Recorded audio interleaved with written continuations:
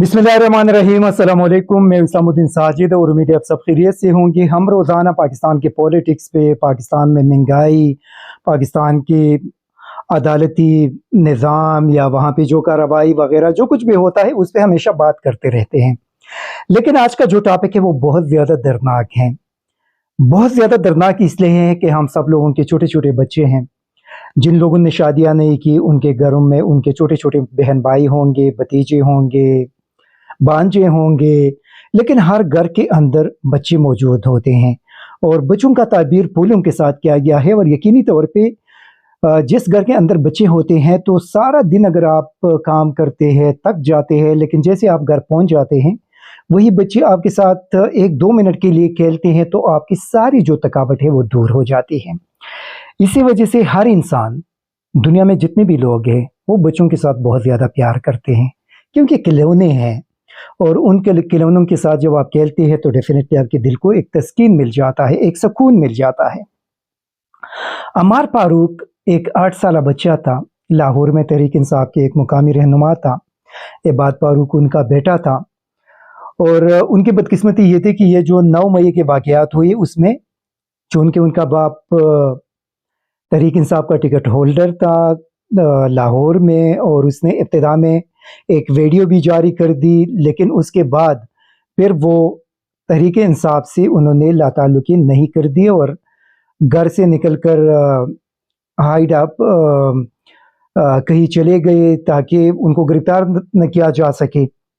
जिसके बाद पंजाब पुलिस ने उनके घर पे रेड का सिलसिला शुरू कर दिया। रोज़ाना छापे मारते थे। फिर उनकी बीवी को उठा लिया, उनके वालदा ज़ईफ़ुल उमर वालदा थी उनको उठा लिया और इसी सानहे ने उनका जो 8 साल बच्चा था अमार, उनके जहन पर इतने बुरे असरात छोड़ दिए कि जो उनका मैं सोशल मीडिया पे देख रहा था, एक डॉक्टर ज़ियाउर रहमान साहब है, जब उनके पास उनको लेकर गए तो उन्होंने वहाँ पे लिखा है अपनी हिस्ट्री के, जो मरीज़ का हिस्ट्री लिखा जाता है वहाँ पे लिखा है कि उनको एक्यूट जो शॉक अटैक है वो हो चुका है। मतलब उनके जहन पर इतना बुरा असर पड़ा है जिसकी वजह से वो बर्दाश्त करने के काबिल नहीं था और वो जहनी तौर पे उन पे अटैक हुआ और वो लूज कर गए। उनकी मेमोरी और सारी चीज़ें जो है वो एक इफेक्ट हो गई। उसके बाद फिर उनको मुख्तलिफ अस्पतालों में ले जाया जाता रहा। जो मैं उनके वकील को सुन रहा था कि लाहौर के जितने भी बड़े बड़े हॉस्पिटल है वहाँ पे उनको लेकर गया। यहाँ तक कि जो शरीफ फैमिली का अस्पताल है, इत्तेफाक अस्पताल, वहाँ भी उनको एडमिट किया गया। लेकिन सबसे दर्दनाक बात यह है कि जो उनके वकील के मुताबिक शरीफ फैमिली के इत्तेफाक अस्पताल से उनको इसी वजह से निकाला गया कि उनका ताल्लुक तहरीक इंसाफ से, उनके बाप का ताल्लुक तहरीक इंसाफ से है। ये एक आप यकीन करें, जब से ये वाक़या हुआ है तो मेरे तरह सारे पाकिस्तान के अंदर जो लाखों के तादाद में लोग होंगे, करोड़ों के तादाद में लोग होंगे, सारे लोगों की यही सूरत हाल है। लोग बहुत ज़्यादा शौक में चले गए हैं कि एक छोटा बच्चा है 8 साल का, उनको इसी वजह से अस्पताल से निकाल दिया जाता है कि उनके बाप का ताल्लुक तहरीक इंसाफ से है। उनका इलाज इसी वजह से नहीं किया जाता कि उनके बाप का ताल्लुक तहरीक इंसाफ से है। मैं हैरान हूं कि हम लोग इतने वहशी बन गए हैं, इतने वहशी बन चुके हैं कि बच्चों के साथ उनको भी इसी वजह से जुल्म का निशाना बनाते हैं कि उनके बाप का ताल्लुक तहरीक इंसाफ से है। ये हम किधर जा रहे हैं? देखिए, पाकिस्तान के अंदर जिस तरफ हम बढ़ रहे हैं, मेरे ख्याल में ये बड़े खौफनाक सूरत हाल की तरफ हम अपने मुल्क को धकेल रहे हैं और ये मुल्क उस मुकाम तक पहुंच जाएगा जहां पे फिर हम सब लोगों के लिए उसको संभालना बहुत ज़्यादा मुश्किल होगा।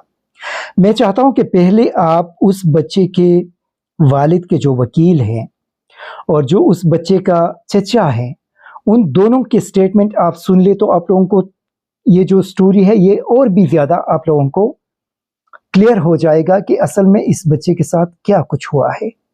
آخری دنوں کی کچھ یہ بھی خبریں گردش کر رہی ہیں کہ ان کو اتفاق ہاسپٹل سے صرف اس لیے وہاں سے ڈسچارج کر دیا گیا کہ ان کے والد جو ہیں وہ تحریک انصاف کے رہنما ہیں اور سیاسی وابستگی کو، کیا اس میں کچھ صداقت ہے؟ جی بالکل سچ ہے یہ بات. یہ سب سے پہلے عباد جو میاں عباد صاحب کے بیٹے کو کراچی ہاسپٹل ایڈمٹ کیا گیا، اس کے بعد لاہور میں ڈاکٹر ہاسپٹل، اور اس کے بعد فاروق ہاسپٹل، اس کے بعد اتفاق ہاسپٹل. اور جیسے ہی اتفاق ہاسپٹل میں کچھ میڈیا کے دوست احباب گئے، انہوں نے ان کے جو پیغام کو، وہ ایک تو سہولت کاری کے لیے گئے کہ یار اس بچے کی جان بچ جائے، انہوں نے اپنا رول ادا کیا، لیکن وہ نیگیٹو اس وجہ سے گیا کہ جو ادھر کے اتفاق ہاسپٹل کے مالکان ہیں انہوں نے کہا جی آپ پی ٹی آئی سے بلونگ کرتے ہیں تو آپ فوری ادھر سے ہاسپٹل سے ڈسچارج ہوں، ہمیں تھریٹس ہیں اس وجہ سے کہ آپ کا بچہ صحیح ہو گیا، آپ ادھر سے چلے جائیں. اس کے بعد بدقسمتی سے 20 سے 25 لاکھ ادھر خرچہ بھی انہوں نے لیا. اس کے بعد بدقسمتی سے ہمارے بچے کو کسی ہاسپٹل نے ایڈمٹ نہیں کیا، جس کے سبب کیونکہ وہ وینٹیلیٹر پہ تھا. اس کے بعد یہ حادثہ ہوا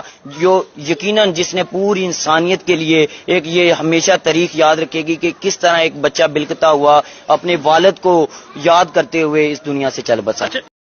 بس یہ 2 دن پہلے میں ان اداروں کا شکریہ ادا کرتا ہوں جنہوں نے ملاقات کروائی، اور 15 منٹ کی ملاقات تھی، اور 15 منٹ عباد بھائی نے اپنے بیٹے کو ایسے سینے سے لگا کے رکھا اور اسے بار بار عمار عمار کہتا رہا، اور عمار کوشش کرتا تھا بولنے کی، اور عمار نے لاسٹ میں کہا بابا کی جان کا طوطا.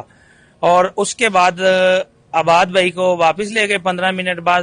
اس ٹائم کے بعد اس ٹائم تک عمار کی آنکھوں سے آنسو نہیں رکے، اور عمار آنکھیں کھولے بیٹھا تھا اور بابا بابا کہتے، بس وہ بیچارہ تو اولاد سے بڑھ کے تو میں سمجھتا ہوں کوئی چیز نہیں ہے دنیا میں. تو اس سے بڑی قیمت میرے بھائی نے یا ہم نے بس یہ سیاست میں آ کے بہت بڑا نقصان کیا اور بہت بڑی قیمت ادا کی ہم نے. جی اس میں یہ ویڈیوز آپ لوگوں نے دیکھ لی، ان کی باتوں کو آپ لوگوں نے سن لیا کہ وہ کیا کچھ کہہ رہے تھے.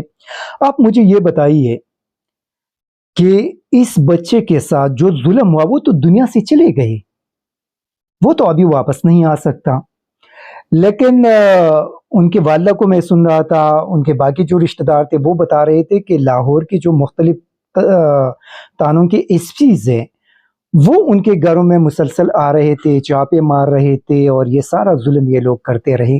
آپ مجھے یہ بتائیے کہ اگر ہمارے پاکستان کے اندر اگر ہم لوگوں کے اندر انسانیت اگر ہوتی تو ابھی تک ان ایس پیز اور ان ایس ایچ اوز اور آئی جی پنجاب کے خلاف کارروائی کیوں نہیں کی گئی؟ ابھی تک سپریم کورٹ آف پاکستان نے جو قاضی پائز عیسیٰ صاحب کے حوالے سے بہت زیادہ سوشل میڈیا پہ ڈسکشن اس وقت چل رہی ہے، اور ہمیں بتایا جا رہا ہے کہ یہ بہت بہترین قسم کا جج ہیں، لیکن ابھی تک قاضی پائز عیسیٰ صاحب نے اس بچے کا نوٹس نہیں لیا. یہ ہونا چاہیے تھا کہ آج ان کا تیسرا دن ہے، لیکن ابھی تک ہماری سپریم کورٹ کے چیف جسٹس صاحب نے اس کا نوٹس نہیں لیا. یہ ہونا چاہیے تھا کہ اس کا نوٹس لیتے، آئی جی پنجاب سے لے کر ان کی نیچے ایس پیز اور ایس ایچ او تک ان کو نشان عبرت بنا دیتے. لیکن بدقسمتی یہ ہے کہ پاکستان کے اندر جو مظلوم ہے ان کو کبھی بھی انصاف ہم نے نہیں دیکھا کہ ان کو مل جاتا ہے. یہ جو بڑے بڑے سرمایہ دار ہیں ان کے لیے ایکشن بھی لیا جاتا ہے، اور ان کی مرضی کے مطابق ان کو ساری چیزیں مل بھی جاتے ہیں. آپ مجھے یہ بتائیے کہ نواز شریف کس منہ سے پاکستانی عوام کے سامنے آئیں گے؟ اگر یہ اتفاق ہسپتال ان کی اس شریف فیملی کا ہے تو کس منہ سے پاکستانی عوام کو یہ جواب دیں گے کہ ان کے ہسپتال سے اس بچے کو اسی وجہ سے نکالا گیا کہ ان کا تعلق تحریک انصاف سے تھا؟ اور یہی بندہ پاکستانی قوم کے سامنے آ کر یہ کلیم کریں گے کہ میں پاکستانی قوم کا لیڈر ہوں. شرم کرنی چاہیے ایسے تمام لوگوں کو. جن جن لوگوں کا اس بچے کے اس دردناک موت میں کردار ہے ان سب کو شرم کرنی چاہیے.